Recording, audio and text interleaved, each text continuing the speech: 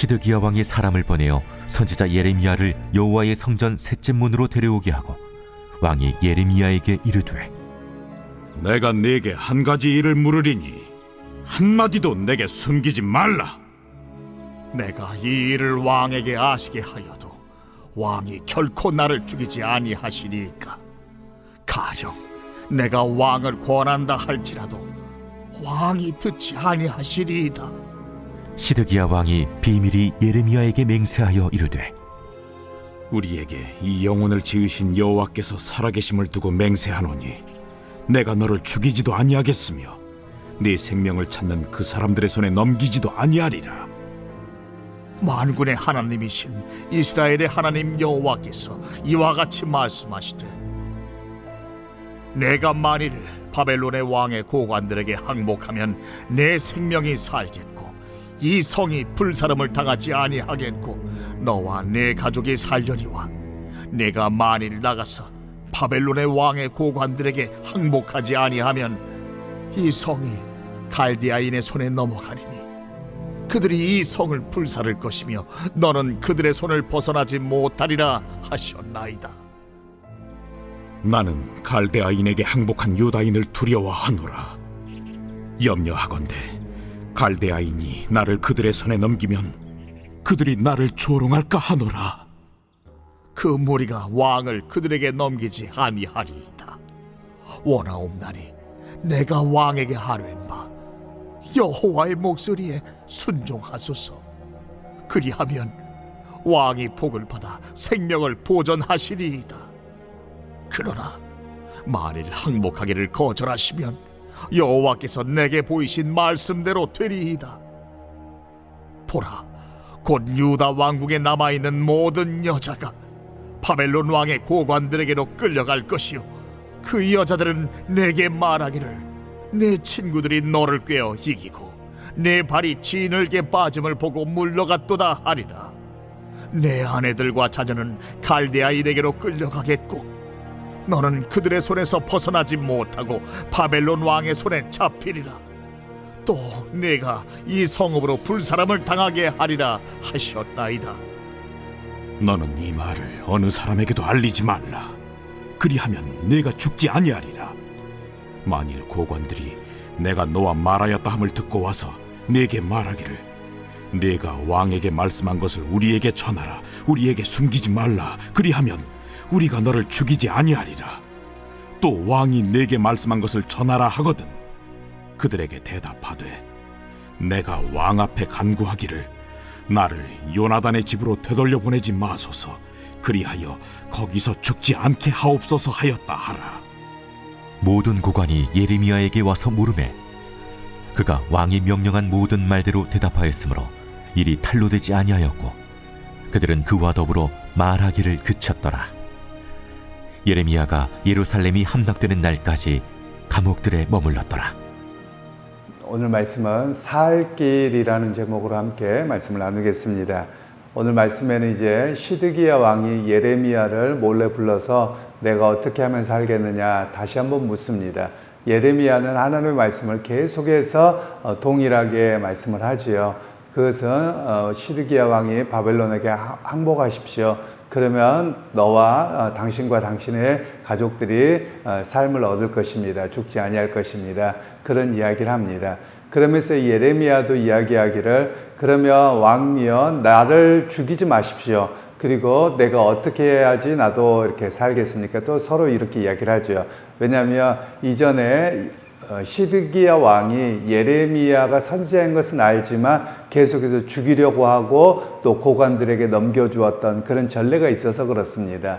그랬더니 이 시드기야가 내가 너와 이야기한 것을 고관들이 물어도 대답하지 말라. 그러면 내가 너를 죽이지 않겠다라고 합니다. 왜냐하면 당시의 그 상황을 좀 이해하시면 우리나라 조선시대 왕들도 비슷하게 나오는데요. 즉 왕이 아무리 살려주고 싶어도 고관들이 끄떡하면 뭐라고 합니까? 우리나라 같은 경우도 뭐 전하 죽여주시옵소서 맨날 이러죠. 그러면 어쩔 수 없어서 니들 해라 이렇게 내보내는 이런 상황이 발생하는 것이죠. 바로 그런 일들이 발생하지 않도록 하기 위해서 서로가 약속을 합니다. 그리고 나서 예레미야는 예루살렘이 함락되기까지 죽지 아니하고 삶을 얻게 되는 내용들이 나옵니다.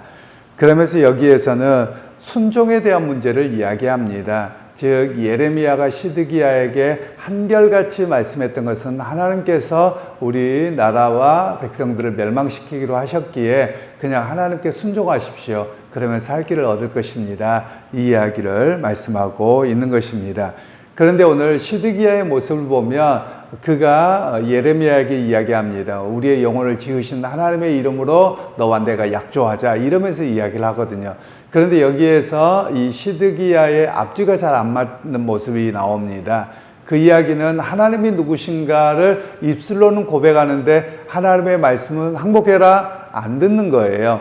그러니까 말만 미사 여구가 드러나는 그런 모습이 됩니다. 사실 오늘 우리도 마찬가지입니다. 우리의 삶 속에서도 하나님께서 전지전능하시고 그리고 모든 역사의 주관자이십니다 라고 우리가 말은 잘합니다. 그런데 삶의 실제적인 것에 어려움이 왔을 때 하나님 이렇게 인도하신 거 내가 믿고 오늘도 힘들고 어렵지만 오늘도 하나님 의지합니다. 이런 고백으로 서 있어야 함을 말씀합니다.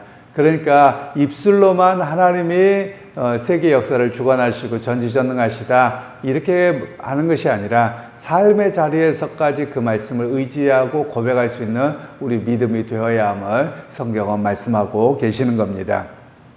현실에서는 하나님의 역사가 보이지 않습니다. 그럴 때 사람들이 실제로 행동하는 게 어떤 모습이냐? 믿음이 없는 모습으로 선택하고 말더라라는 것입니다. 그러나 우리 믿음의 사람들이 더 어떻게 살아가야 되느냐? 현실에 부딪히는 어려움들이 있습니다. 현실에서는 하나님이 직접 역사하시지 않고 내가 원하는 대로 일하지 않은 것처럼 보입니다. 그때도 우리는 어떤 고백을 해야 되느냐? 하나님이 역사하시기에 나는 그래도 하나님 말씀대로 서보겠습니다. 따라가겠습니다. 기다리겠습니다. 이 모습이 바로 우리 믿음의 사람들의 모습이어야 함을 이야기하고 계시는 것이죠.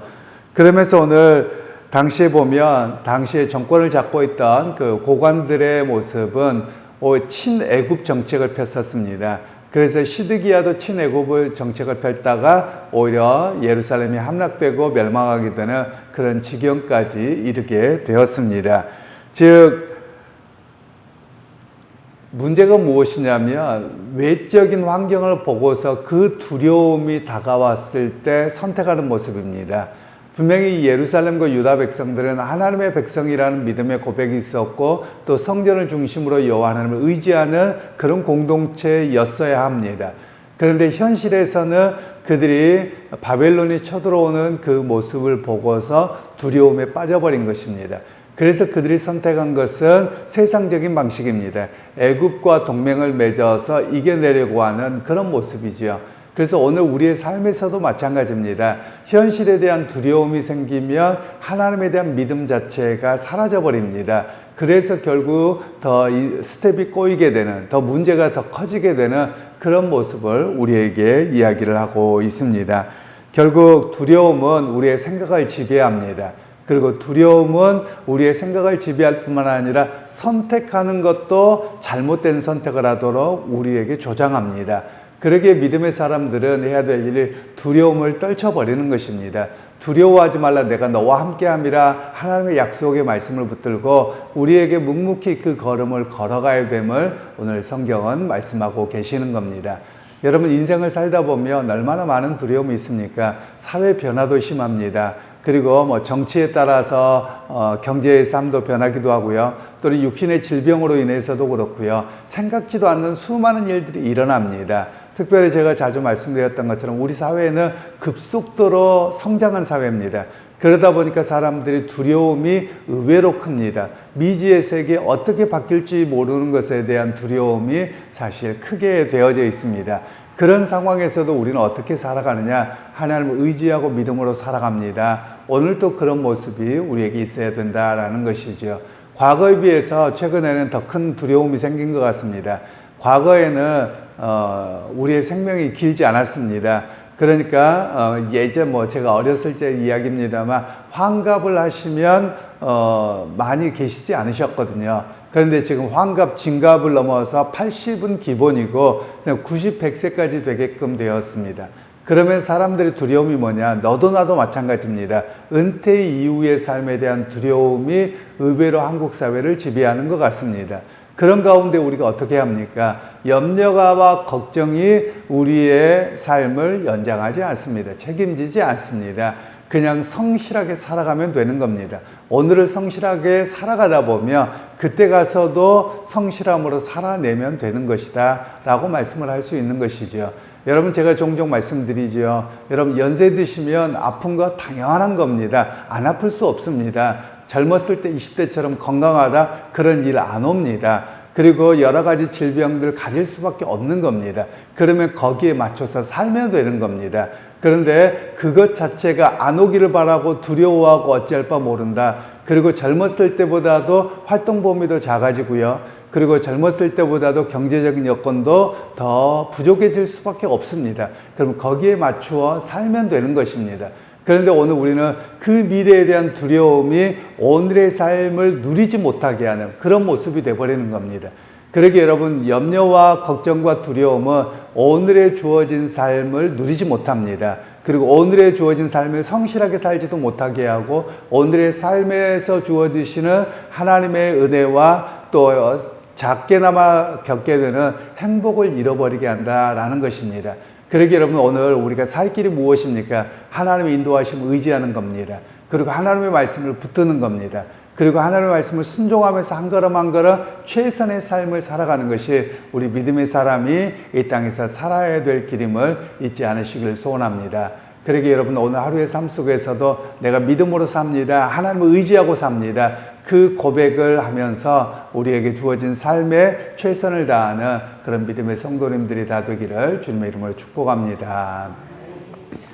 하나님 아버지, 오늘 또 우리에게 은혜를 주셔서 예레미야와 시드기야의 모습을 통해서 진정 두려움과 걱정이 그들의 살 길이 아니라 하나님의 말씀을 의지하고 순종하는 길이 살 길인 것을 들었습니다. 하나님, 오늘 우리의 삶 속에 우리가 두려움과 걱정이 아니라 하나님의 인도하심을 의지하고 바라보고 살 수 있는 우리 모두가 되게 하옵소서. 예수님의 이름으로 기도하옵나이다. 아멘.